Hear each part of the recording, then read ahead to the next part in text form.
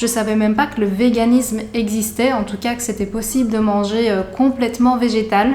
Étrange, parce que pour moi ça coûte bien moins cher de manger vegan que justement de manger des produits animaliers.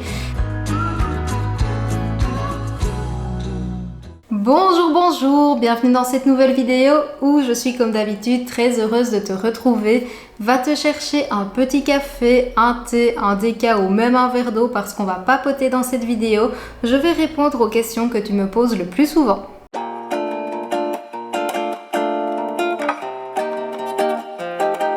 Et pour ça, j'ai sélectionné toutes les questions qui sont revenues le plus, que ce soit sur Instagram ou sur YouTube. Donc je t'avais fait un post des deux côtés. N'hésite pas d'ailleurs à venir me rejoindre sur Insta parce que là-bas, je te partage pas mal de petites choses, notamment des recettes exclusives.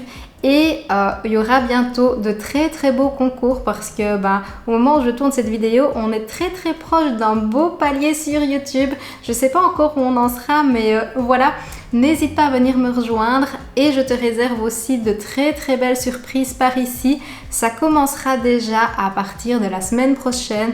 Donc de mercredi à dimanche, on va se retrouver pendant 5 jours pour une édition spéciale.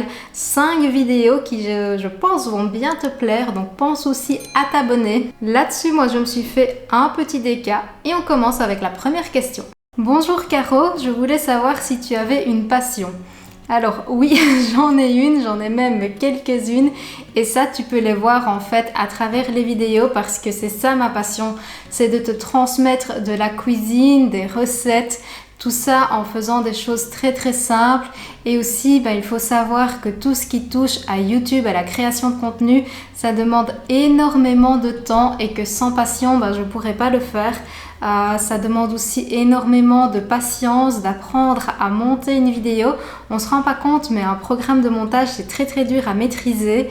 Et oui, échanger avec toi parce que quand j'ai tes retours en commentaire, quand j'ai de temps en temps des petits messages sur Instagram qui me disent tiens j'ai fait ta recette aujourd'hui, c'était trop bon ou tiens cette vidéo là super, ça m'a donné l'idée pour mon repas du soir, je savais pas quoi manger. Alors bien évidemment toute ma vie ne tourne pas que autour des réseaux sociaux et heureusement parce que je pense qu'il faut un juste équilibre. J'adore voyager même si je sais que c'est pas la chose la plus écologique de la terre de voyager, de prendre l'avion, mais ça fait partie de moi et très honnêtement j'ai pas envie de m'en priver. Donc pour l'instant on n'a plus fait de grands voyages parce que on essaye de mettre de côté pour le déménagement comme tu le sais, mais ça vraiment quand on sera bien installé, j'ai très envie de refaire un grand voyage. Ça m'a été pas mal posé aussi en question, quels étaient les voyages que j'avais fait, lesquels est-ce que j'aimerais bientôt refaire. Le Japon, j'ai très envie de découvrir cette culture là. Je pense que ce sera le prochain grand voyage que je ferai. Et dans les pays que j'ai déjà fait, je suis déjà allée à New York, je suis déjà allée en voyage humanitaire au Bénin. Et ça, si tu as un jour l'occasion de le faire, je t'encourage vraiment d'aller un petit peu à la rencontre d'autres cultures. Ça t'ouvre l'esprit, ça te met aussi en lien avec ta réalité. Tu te rends compte que d'autres gens vivent totalement différemment. Et que tout n'est que culture, éducation et qu'en fait on peut tout à fait vivre autrement que ce qu'on nous a appris. Alors la deuxième question c'est comment es-tu devenue végane? Quel a été le déclic petit à petit ou du jour au lendemain? Merci en tout cas de tout ce que tu partages. Alors merci beaucoup déjà. Et quel a été le déclic? Comment est-ce que je suis devenue végane? Il faut savoir que moi j'ai un parcours très atypique avec le véganisme dans le sens où j'ai eu une éducation pas du tout destinée à être végane. Pour reprendre un peu le parcours, j'ai des parents qui ont eu une éducation eux-mêmes très particulière parce qu'ils viennent tous les deux d'une famille qui n'avait pas beaucoup d'argent, donc où manger un repas complet était parfois difficile. Et quand ils se sont rencontrés, qu'ils se sont mis ensemble et que finalement ils ont travaillé, qu'ils ont eu un train de vie beaucoup plus confortable, ils avaient cette éducation de se dire tiens la viande c'est quelque chose qu'on est censé manger tout le temps et que quand on vit normalement, en tout cas avec des revenus confortables, c'est quelque chose qui est censé avoir sur la table. Donc quand moi je suis née et que j'ai eu cette éducation-là de manger de la viande, forcément j'ai grandi avec ça. Mais pour être totalement honnête avec toi, vers mes 10-11 ans, ça me stitchait déjà un petit peu. Alors il faut savoir aussi que moi j'ai toujours été Miss Animaux, dans le sens où j'ai jamais trop joué au Barbie, etc. Ma chambre c'était des peluches, des peluches et des peluches.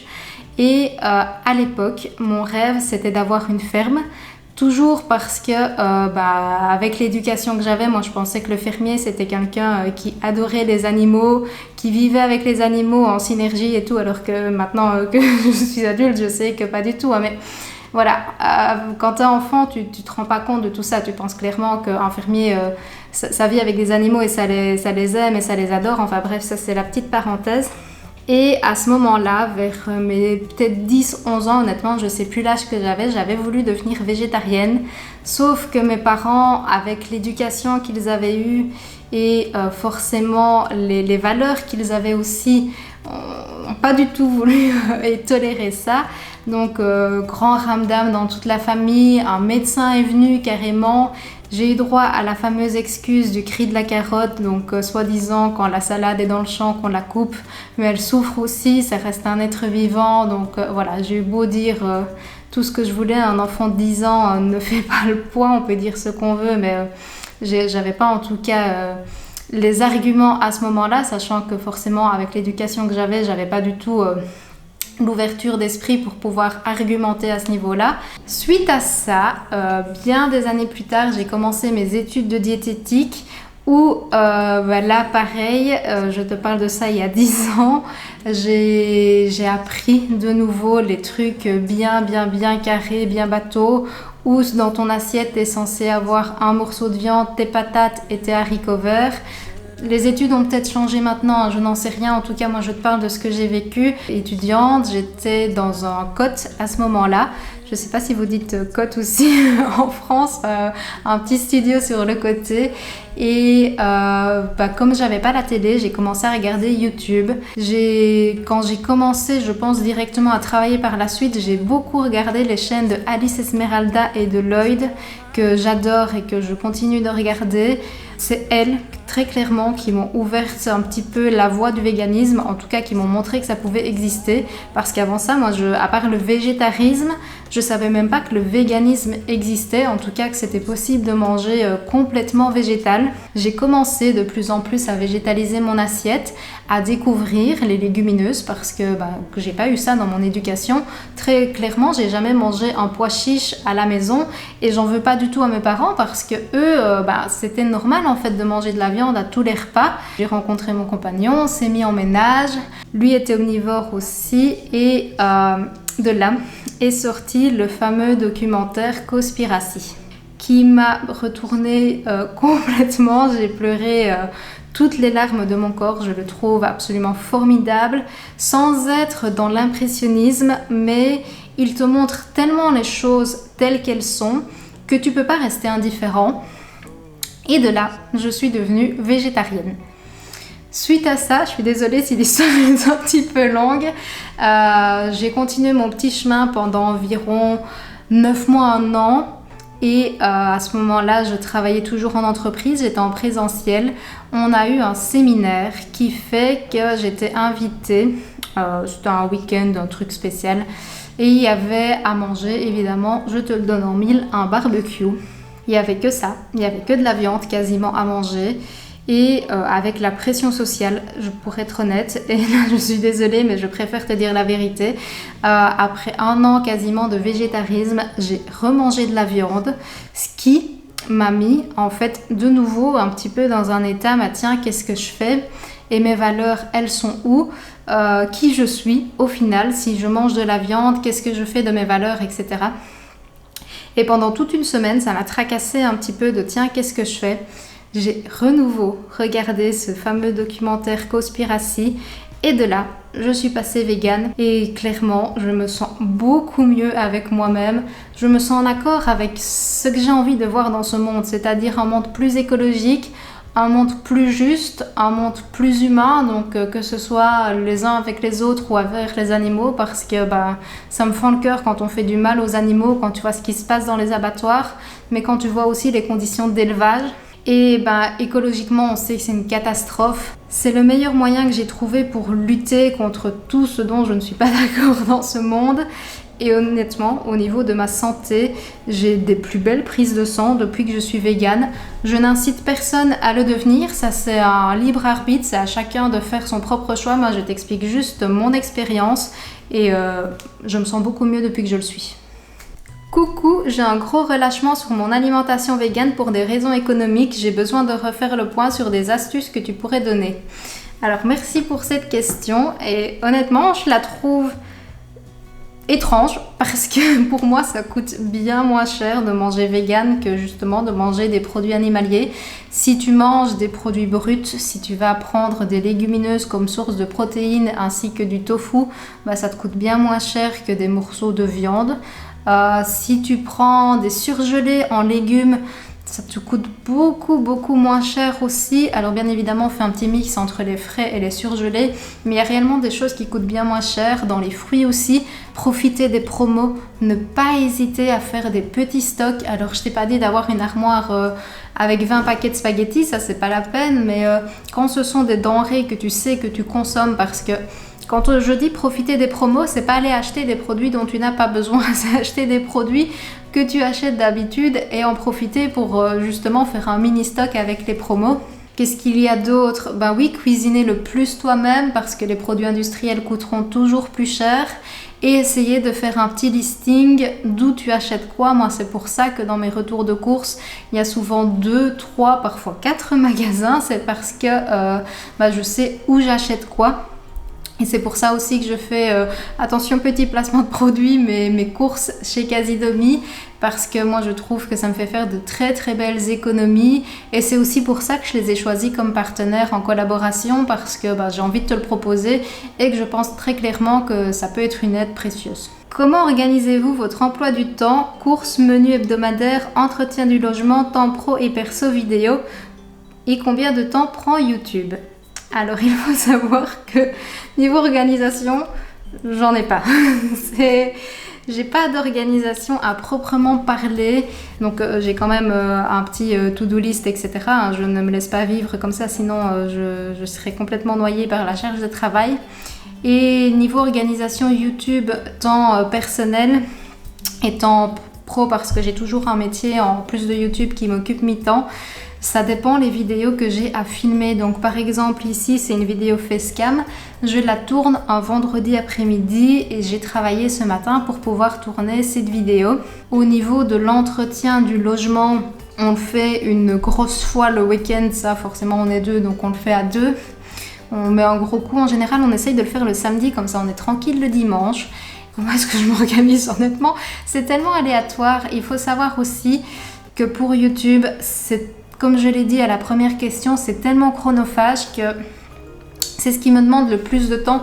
Et j'ai pas du tout envie de faire peur à qui voudrait se lancer, mais du coup, ton temps perso, ton temps à toi, il faut te dire que si tu continues de travailler pour t'assurer des revenus, t'en auras plus beaucoup parce que ça va passer dans YouTube. À savoir aussi qu'entre guillemets, moi j'ai énormément de chance parce que ce que j'aime faire, c'est aussi un petit peu des obligations. Parce que forcément, j'adore filmer, etc. Donc je considère que mon travail YouTube, c'est également du temps pour moi. J'adore aller me promener, donc l'obligation d'aller promener Shadow, ça me fait aussi du bien pour moi.